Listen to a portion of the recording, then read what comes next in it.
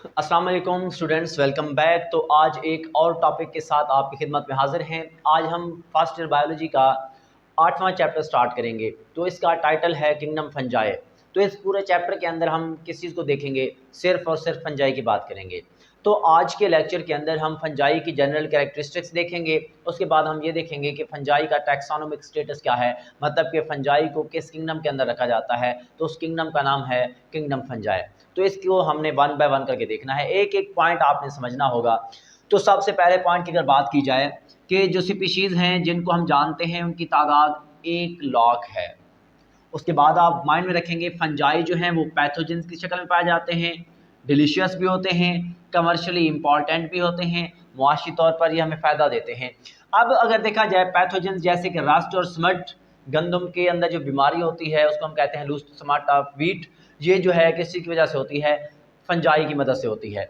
अब इसके बाद देखा जाए डिलीशियस, मतलब कि ये खुश जायका होते हैं और खुराक के तौर पर इस्तेमाल होते हैं, जैसे कि आपके पास ट्रफल्स। इसके बाद अगर देखा जाए ये कमर्शियली मुआशी तौर पर कैसे इंपॉर्टेंट हैं, जो आपके पास यीस्ट है।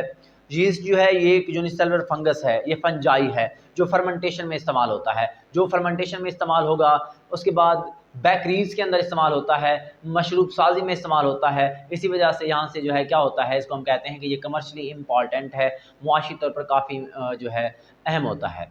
अब आप देखें एक और पॉइंट, तो आप लाजमी तौर पर माइंड में रखेंगे कि ये जो आपके पास फंजाई होते हैं इनके पास वाज़े न्यूक्लियस पाया जाता है। इसी वजह से फंजाई क्या होंगे, फंजाई और यूकैरियोटिक। फंजाई जो है वो यूकैरियोटिक होते हैं। अब अगर देखें यूकैरियोटिक क्यों होते हैं तो आप बताएंगे due to presence of nucleus. Nucleus की मौजूदगी की वजह से इनको हम कहते हैं कि फंजाई जो हैं वो क्या होते हैं, यूकैरियोटिक होते हैं। अब इसके बाद एक और पॉइंट आप देखिएगा कि ये जो आपके पास फंजाई हैं आप इसको कहेंगे, इनको हम कहते हैं फंजाई जो हैं और रिसाइक्लर्स। फंजाई को रिसाइक्लर कहा जाता है। क्यों कहा जाता है? दरअसल जो डेड ऑर्गेनिक मैटर होता है, मुर्दा जानदार होते हैं, मुर्दा जानदारों के ऊपर जो जानदार थे वो फिर मर गए, उनकी जो बाकियात हैं उनके ऊपर फंजाई जाकर उनको डिकम्पोज कर देते हैं। फिर वहाँ से जो है मटेरियल जाता है एटमॉस्फेयर में और वो बायोलॉजिकल साइकिल्स के अंदर चला जाता है, जिसकी वजह से रिसाइकलिंग का प्रोसेस होता है। इसी वजह से हम कहते हैं कि फंजाई क्या होते हैं, रिसाइकलर के तौर पर काम करते हैं। अब इसके बाद एक और पॉइंट आप देखें, इनकी जो बॉडी है, their body is made up of, इनकी जो बॉडी है वो किस चीज़ से मिलकर बनती है, हाइफी से मिलकर बनती है। हाइफी जो है long tubular thread like structures होती हैं, उनको हम हाइफी कहते हैं, और हाइफी आपस में मिलते हैं जिसकी वजह से किस चीज़ की बॉडी बनेगी, फंजाई की। इसके बाद एक और खासियत अगर देखी जाए, फंजाई जो होते हैं ये हेट्रोट्रॉफिक होते हैं, हेटेरोट्रॉफिक। अब हेटेरोट्रॉफिक का मतलब क्या होगा कि फंजाई के पास फोटोसिंथेसिस का प्रोसेस नहीं होता, इसी वजह से ये खुराक नहीं बना सकते और दूसरे जानदारों पर डिपेंड करेंगे, वहाँ से खुराक लेंगे। इसी वजह से क्या कहते हैं, ये हेटेरोट्रॉफिक होते हैं। अब आप देखिएगा फंजाई के पास जो है सेंट्रियोल्स नहीं होते, तो आप लिखेंगे दे लैक ऑफ सेंट्रियोल्स। इनके पास सेंट्रियोल्स मौजूद नहीं होते। ये किस चीज़ की खासियत है, फंजाई की। इसके बाद मज़ीद अगर बात की जाए, जो आपके पास फंजाई हैं ये absorptive mode of nutrition show करते हैं, एब्जॉर्प्टिव मोड ऑफ न्यूट्रिशन। इनके पास मुंह तो है ही नहीं, खुराक कहाँ से लेंगे, एब्जॉर्ब करके बॉडी में ले जाते हैं। ये एक ऐसा खुराक हासिल करने का तरीकाकार है जो सिर्फ और सिर्फ किस चीज़ में पाया जाता है, सिर्फ और सिर्फ फंजाई के अंदर। इसके बाद अगर देखा जाए, इनके पास स्पेशल टाइप ऑफ माइटोसिस, इनके पास एक मखसूस किस्म की माइटोसिस पाई जाती है और उस माइटोसिस को हम क्या नाम देते हैं? Nuclear mitosis.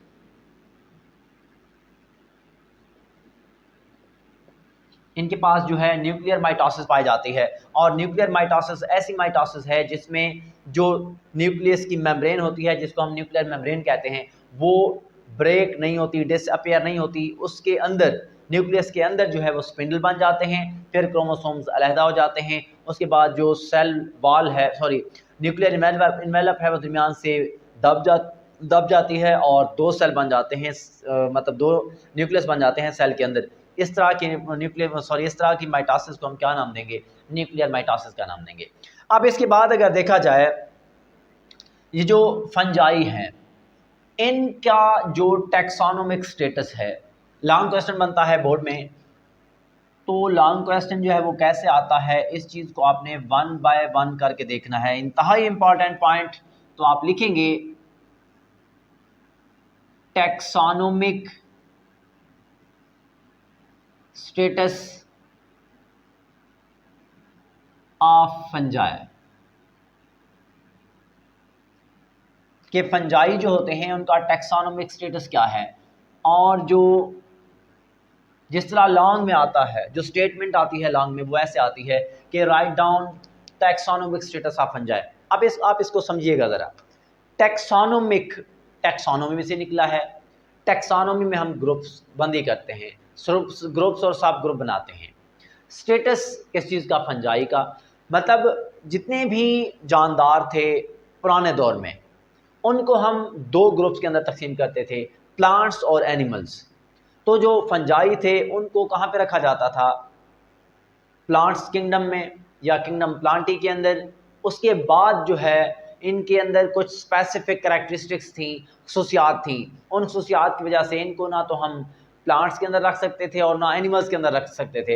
इसी वजह से किंगडम फंजाई जो है एक अलहदा किंगडम बनाया गया, जिसको हम किंगडम फंजाई का नाम देते हैं। और इस चीज़ को हम कहते हैं टैक्सोनोमिक स्टेटस ऑफ फंजाई। तो इसके अंदर हम सारे का सारा जो टैक्सोनोमिक स्टेटस बनाया गया, क्यों बनाया गया, इसका अलहदा किंगडम क्यों किया गया, इसको अलहदा क्यों रखा जाता है, उन सब चीज़ों की बात करने वाले हैं। तो आप देखिएगा ज़रा, सबसे पहला पॉइंट आपने जो माइंड में रखना है कि इन अर्लियर टाइम,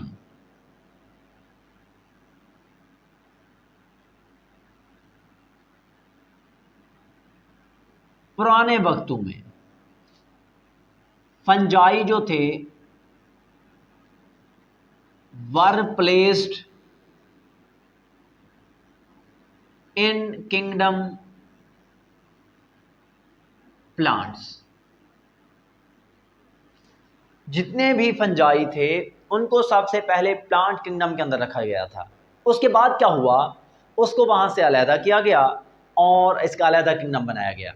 इसकी वजह क्या है? तो इसके अंदर हम देखेंगे कि फंजाई और प्लांट्स जो है उनका आपस में रिलेशनशिप क्या है, इस चीज़ को देखेंगे। तो आप सबसे पहले पॉइंट के अंदर आप याद रखिएगा, किस चीज़ की बात करेंगे? Relationship of fungi with plants. Plants के अंदर फंजाई का, प्लांट्स के साथ जो है फंजाई का क्या रिलेशन है, इसकी हम बात करेंगे। सबसे पहले ये देखेंगे कि पौधे और फंजाई आपस में सिमिलर कैसे हैं, उनके अंदर सेम खसूसियात कौन कौन सी हैं या सिमिलैरिटीज़ कौन सी हैं। उसके बाद देखेंगे डिफरेंसेस क्या हैं। अब आप देखिएगा, सबसे पहले मैं बात करूं अगर सिमिलैरिटीज़ विद प्लांट्स,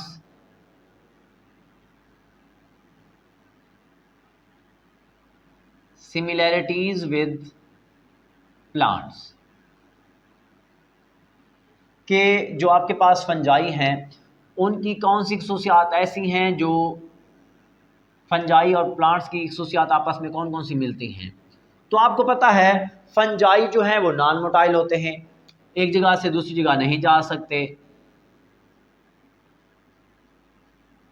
तो आप ऐसे लिख दें सिंपल, बोथ और नॉन मोटाइल।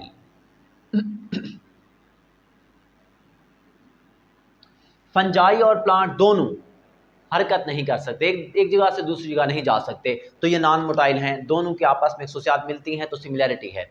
इसके बाद अगर मज़ीद देखा जाए, जो आपके पास फंजाई हैं, फंजाई के पास सेल वॉल होती है,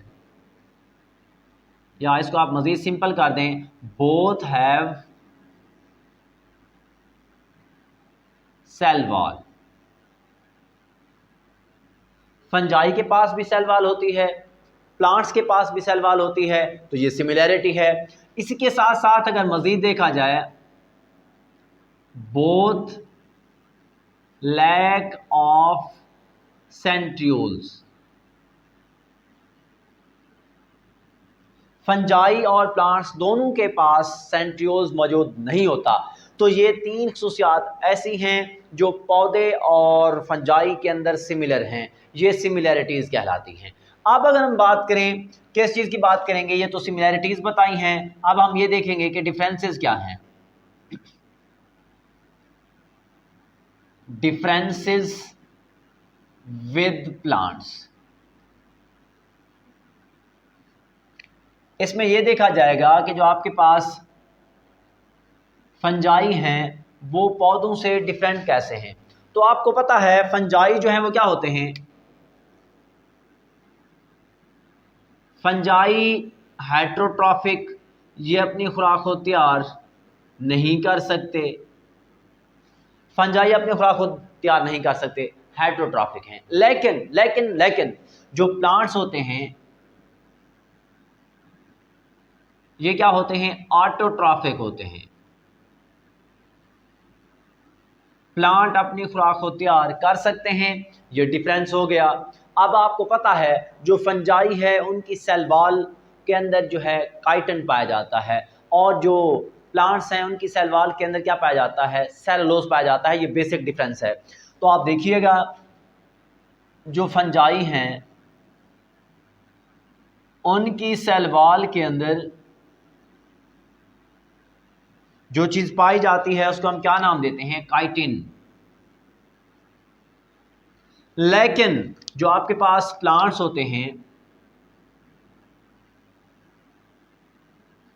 इनकी सेल वॉल जो है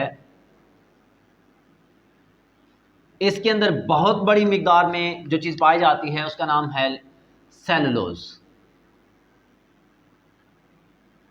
तो ये आपके पास डिफरेंस है फंजाई और पौधों के दरमियान।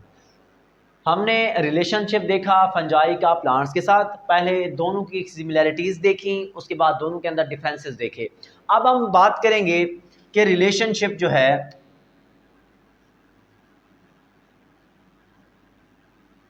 Relationship of fungi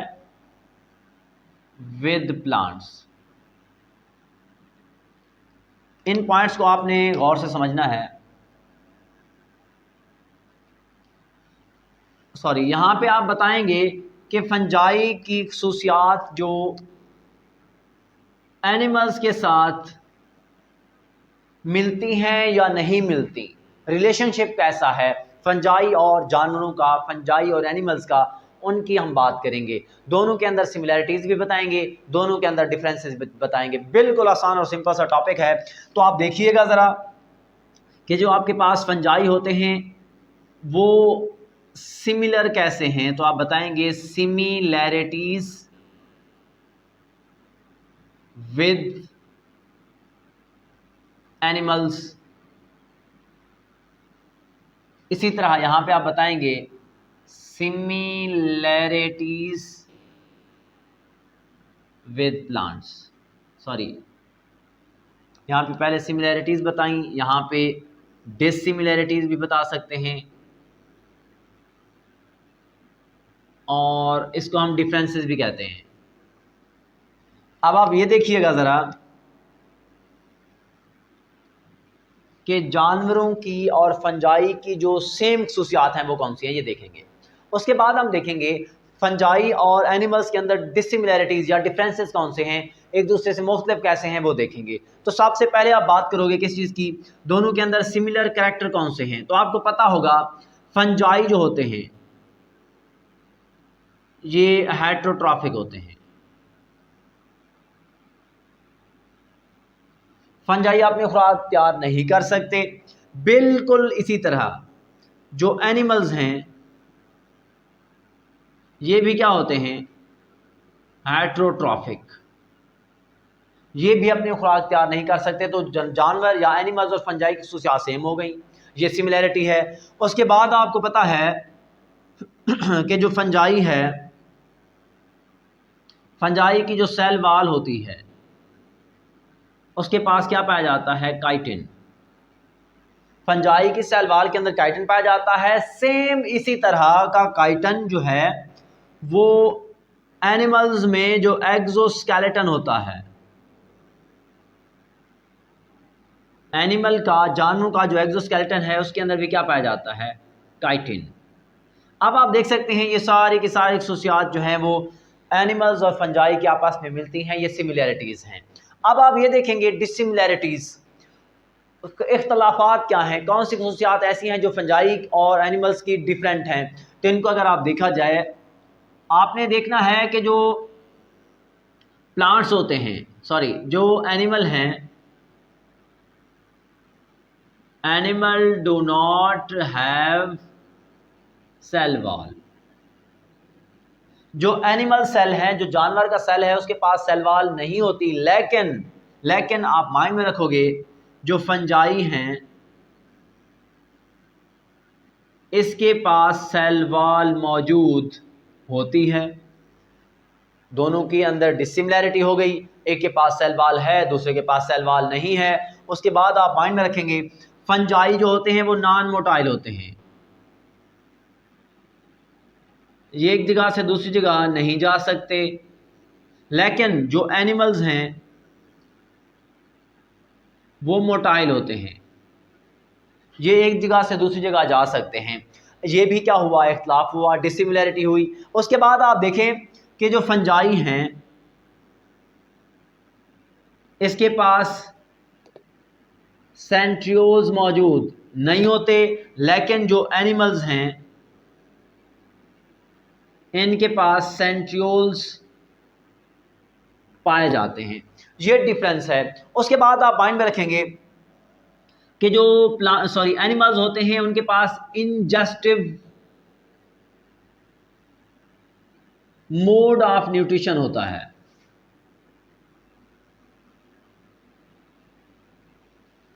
ingestive mode of nutrition किस चीज़ के पास होगा, एनिमल्स के पास। एनिमल्स के पास मुंह होता है, वो खुराक को खा कर ले जाते हैं बॉडी के अंदर, उसको हम कहते हैं इंजेस्टिव मोड ऑफ न्यूट्रिशन। लेकिन जो फंजाई हैं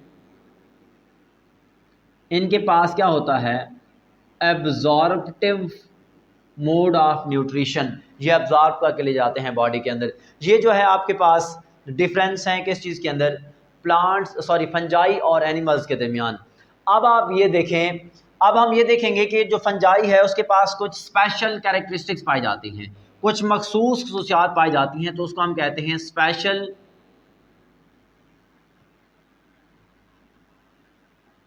कैरेक्टर ऑफ फंजाई। फंजाई के अंदर कौन सी ऐसी खसूसियात हैं जो बाकी किसी भी जानदार के पास नहीं है। तो पहली खासियत आप देखिएगा, उसको हम कहते हैं absorptive mode of nutrition. Absorptive mode of nutrition, fungi के पास जो खुराक लेने का तरीकाकार है वो एब्जॉर्प्टिव है।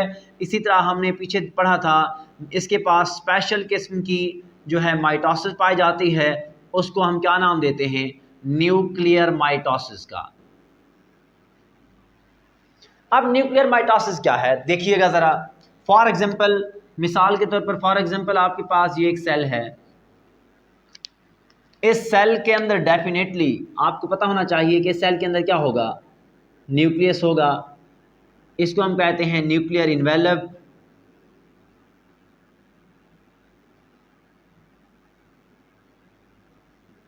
न्यूक्लियर इन्वेलप या न्यूक्लियर मेम्ब्रेन। अब बिल्कुल इसी तरह इसी के अंदर जो है ये जो सेल है इसके अंदर का न्यूक्लियस जो है,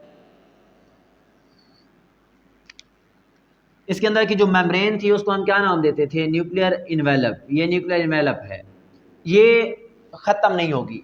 तो ऐसी माइटोसिस जिसके अंदर न्यूक्लियर मेम्ब्रेन डिसअपेयर नहीं होती, इसके अंदर ही खुद ब खुद यहाँ पे क्या बन जाते हैं, स्पिंडल फाइबर बन जाते हैं।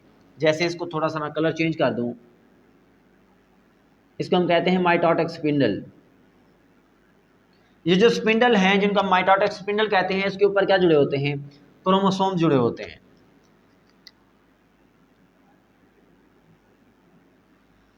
अब क्या होगा, ये न्यूक्लियर मेम्ब्रेन खत्म नहीं होगी, इसमें क्या होता है, ये जो चीज बन चुकी थी, बल्कि यहीं पे दिखा दें, अब क्या होगा, ये दरमियान से दब जाएगी ऐसे।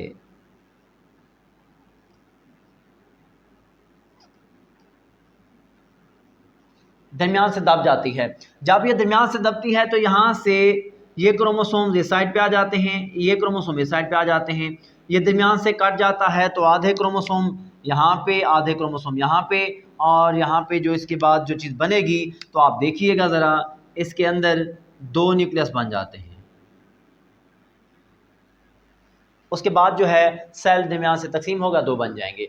तो ऐसी माइटोसिस जिसके अंदर न्यूक्लियर इन्वेलप या न्यूक्लियर मेम्ब्रेन डिसअपेयर ना हो, दरमियान से कंस्ट्रिक्ट हो जाए, दब जाए और 2 हिस्सों में चेंज हो जाए, उसको हम कहते हैं न्यूक्लियर माइटोसिस। अब इन खसूसियात की मदद से या इन खसूसियात की वजह से कुछ माइकोलॉजिस्ट, ऐसे साइंसदान जो फंजाई की स्टडी करते हैं, उनको हम माइकोलॉजिस्ट कहते हैं। माइकोलॉजिस्ट ने जो है वो क्या किया था, उन्होंने कहा था कि इनका अलहदा किंगडम बनाया जाए, जिसको किंगडम फंजाई का नाम दिया जाता है। आई होप आपको ये टॉपिक समझ आ गया होगा। आप लोग एज इट ऐसे लिखेंगे, इंशाल्लाह आप लोगों के नंबर नहीं कटेंगे। तो दुआओं में याद रखिएगा। अल्लाह हाफिज़।